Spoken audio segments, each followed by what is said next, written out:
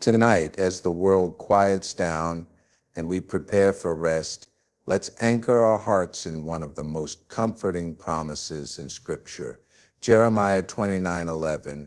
For I know the plans I have for you, declares the Lord, plans to prosper you and not to harm you, plans to give you hope and a future. This verse is more than a beautiful quote. It's a divine assurance, a reminder that God is not just watching over our lives. He's actively writing a good story. But what happens when we don't feel that goodness? When plans fall apart or we're surrounded by uncertainty? That's where trust comes in, not just during the day, but in the silence of night. Resting in God's plans doesn't mean we understand everything. It means we release everything into His hands. We surrender the need to control, the weight of fear, and the pressure to figure it all out. God's plans were spoken over His people even when they were in exile, far from comfort, far from understanding, and yet He promised them hope and a future. That same God speaks the same over you tonight. So as you lay down, know this: you don't need to carry tomorrow. You don't need to solve everything tonight. You just need to trust the one who already knows the way forward. Rest is not weakness.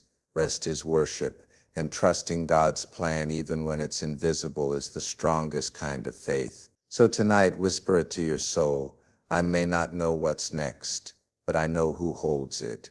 Sleep in His goodness, trust in His timing, and rest in His unfailing plan. Jeremiah 29:11 is not just a feel-good verse we place on mugs or posters. It's a powerful declaration from the heart of God to His people. The context of this verse is crucial. It wasn't spoken during a time of ease or prosperity. It was spoken during exile. The Israelites had been taken from their homeland into Babylonian captivity. Their dreams were shattered. Their future looked bleak. And it's in this very moment of despair that God speaks. I know the plans I have for you. This isn't a vague reassurance. It's a statement of divine certainty. God says, I know, not I might know, not I'm figuring it out, but I know. It's a reminder that even when life feels unstable or confusing, there is someone who sees the full picture and holds it together with purpose. And what are those plans? Plans to prosper you, not to harm you. Plans to give you a future and a hope. Think about that. In the very place where hope seems absent, God inserts His own. In the very space where the future seems uncertain, God defines it. That's what makes this verse so powerful. It is a promise rooted not in the presence of comfort, but in the presence of God's faithfulness. It's easy to believe God has good plans when things are going well. But Jeremiah 29:11 calls us to trust even when our surroundings don't match the promise. It teaches us that God's plan isn't dependent on our current comfort. It's based on His eternal purpose. Trusting God requires more than just words. It requires the hard, sacred work of surrender. Surrender is not passive. It's not giving up in defeat, but giving over in faith. It means we stop holding everything so tightly. Our plans, our fears, our timelines, our outcomes. We hand them to the only one who is wise and loving enough to carry them. The truth is, we're wired to want control. We like to know what's next, to anticipate problems and prevent pain. But faith demands that we admit we are not the authors of our story. When we try to hold all the pieces together ourselves, we become burdened, anxious, and restless. But when we trust God's sovereignty, we give Him the pen. We let Him write the next chapter, even if we don't know what it contains. This kind of trust is especially tested at night, in quiet moments when the mind wanders and worry creeps in. We replay conversations, calculate outcomes, and try to prepare for every possible scenario. But in those moments, God whispers, let go, rest in me. Trusting Him means releasing that mental load and accepting that we don't have to figure it all out. Our responsibility is obedience and faith. God's is the out. Surrender doesn't mean we stop caring or stop working. It means we shift the weight of responsibility from ourselves to God. We do what we can and we trust Him with what we can't. It's not always comfortable, but it's always free. When we surrender and trust, we're no longer trying to control the future. We're inviting the God who already knows the future to lead the way. God's plan is not limited by our current struggles or painful seasons. In fact, some of the most profound promises in Scripture were spoken in moments of deep hardship. Jeremiah 29:11 was declared not during a celebration or a time of blessing, but while the people of Israel were in exile. They were removed from their homes, living in a foreign land, under foreign rule, facing uncertainty and loss. Everything they had known was disrupted, and it's in this exact moment that God speaks hope. He assures them, I have a plan. Not you're forgotten, not this is the end, but I have a plan to prosper you, not to harm you. This shows us something important. God's plan is never paused by our pain. It isn't thrown off course by detours or setbacks. What we see as delay or disaster, God sees as preparation. He's working even in the waiting. He's shaping our character in the silence. He's preparing the ground for what's ahead, even when it feels like nothing is growing. Often it's in the very places of discomfort that God lays the foundation for our greatest growth. We tend to equate God's plan with ease, but Scripture consistently shows that His purposes are often fulfilled in difficult, stretching seasons. Joseph was in prison before he stepped into the palace. David was hiding in caves before he sat on the throne. Jesus endured the cross before resurrection. God uses pain not to punish us, but to position us. Exile wasn't the end of Israel's story. It was the middle of their transformation. God was still in control, even when it looked like everything was falling apart. So when we're in seasons that feel far from the promise, we must remember that the plan hasn't failed. God is still at work behind the scenes, orchestrating every detail for our ultimate good and His ultimate glory. Rest is often seen as a physical necessity, but in the life of faith, rest is far more than that. It's a spiritual act of trust. To rest in God, especially when life feels uncertain, is to say, God, I believe you are in control even when I can't see it. It is a posture of surrender that places our confidence not in our ability to manage life, but in His promise to carry us through it.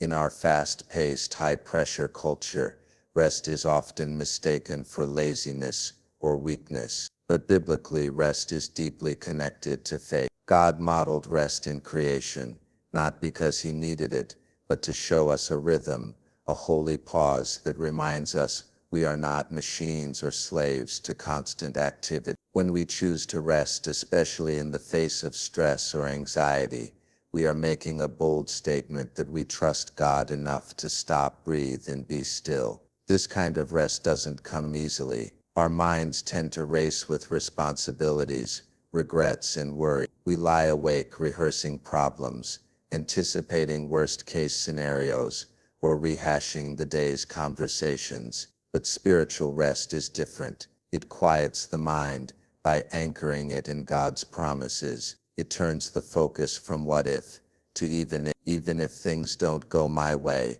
even if tomorrow is uncertain, God is still good and I can rest in that.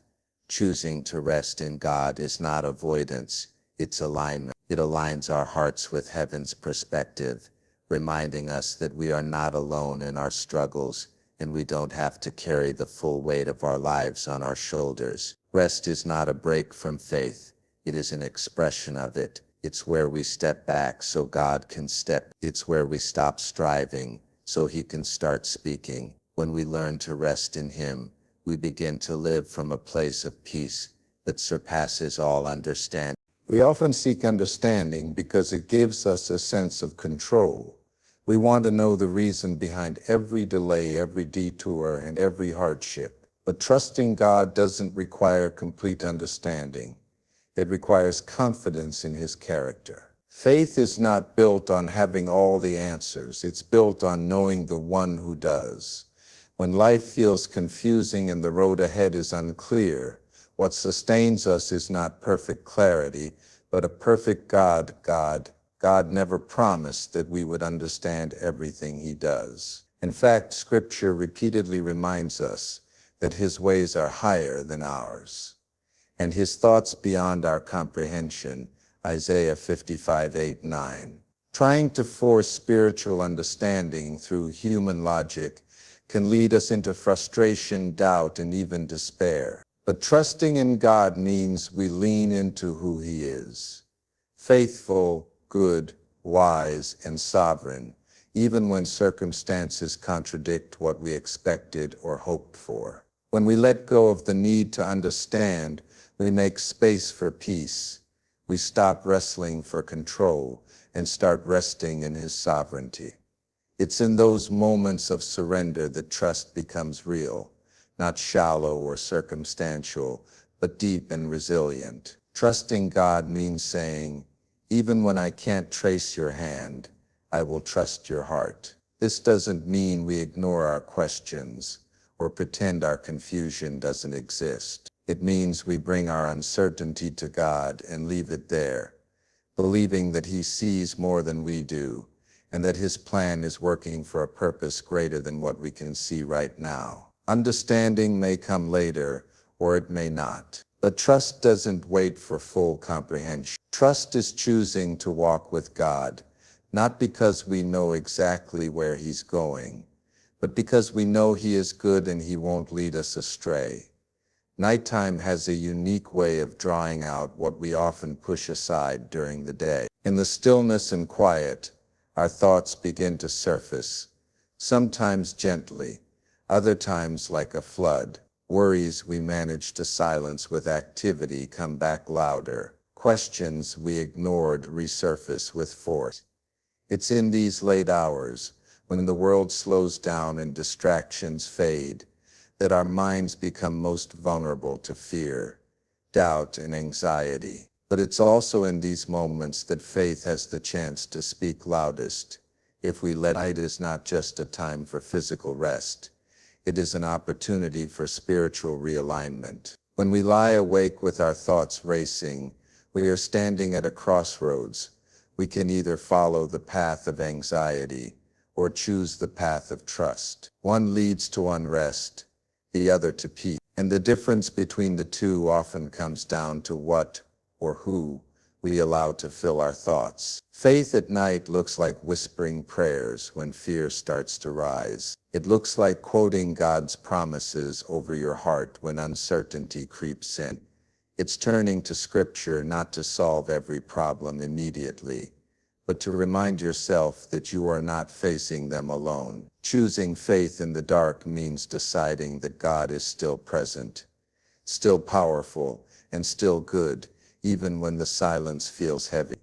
There's something sacred about trusting God in the quiet, when there's no audience, no applause, no emotional high, just you and him. That's when trust deepens. That's when faith is refined. It's easy to believe in the light, but faith is most real in the dark. When we take our questions, our exhaustion, and our fears to God at night, we are doing something powerful.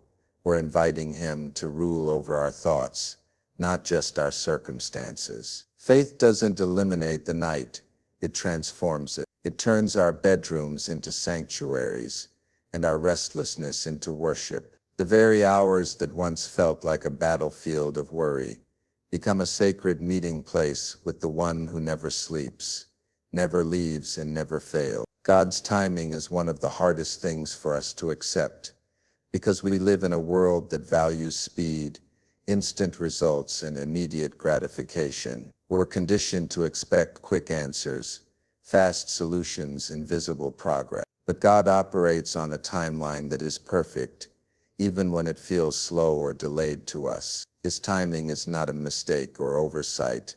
It is a deliberate and loving plan that aligns with his greater purpose. When we face delays or when prayers seem unanswered, it's easy to become discouraged or question if God is really working behind the scenes. Yet, Scripture repeatedly reminds us that God's timing is intentional and good. Ecclesiastes 3 tells us that there is a time for everything, a time to wait, a time to grow, a time to harvest. Just because we are in the waiting phase does not mean God has stopped working. It often means He is preparing us, others, or the circumstances for what is to come. Waiting can be difficult because it stretches our patience and faith.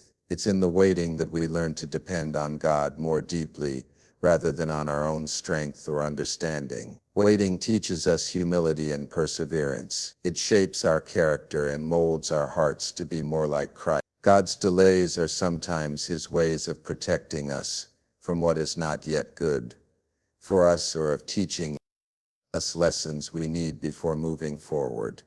Understanding that God's timing is perfect helps us to release the pressure of rushing or forcing outcome. It invites us to trust that what He has planned will come at exactly the right moment, no sooner and no later. This trust frees us from anxiety over the future, because we know that God is never early and never late. He is always exactly on time. This perfect timing is a gift, a demonstration of His faithfulness and love that we can rest in, even when it feels like we are waiting in the dark. Peace comes from a deep-rooted confidence that the future is held securely in God's hand. When we place our trust in God's plan, we shift our focus from the uncertainty of what lies ahead to the certainty of who is leading us. This peace is not dependent on our circumstances or the clarity of the path before us, but on the unchanging character of God Himself. Knowing who holds the future means we are anchored in a God who is all-knowing, all-powerful, and infinitely loving. It means that no matter what twists and turns life takes, nothing happens outside of His sovereign control. This knowledge brings a profound sense of calm, because it reminds us that our lives are not left to chance, coincidence, or chaos, but are carefully and lovingly overseen by the Creator. This kind of peace transcends human understanding. It guards our hearts and minds against fear and worry, even when the unknown feels overwhelming. When we rest in the assurance that God is in control, we can face tomorrow with courage rather than dread, with hope rather than anxiety. It transforms our perspective, allowing us to see challenges as part of a bigger picture that God is orchestrating for our good. Trusting who holds the future also means surrendering our need to micromanage every detail. It frees us from the exhausting burden of trying to predict, prevent, or control every outcome. Instead, we can walk forward with confidence, knowing that God's plan is not only good but perfect, and that He is working all things together for our ultimate benefit. This peace is a gift that flows from a relationship with God, a relationship built on faith, love, and trust. It is not something we muster on our own, but something we receive as we draw closer to Him, meditate on His promises, and remind ourselves of His faithfulness through past seasons. When we fully embrace the truth that God holds the future, we are able to live each day with a steady heart. We can sleep peacefully at night, rest assured in His goodness, and face each new dawn with the confidence that no matter what happens, we are never alone,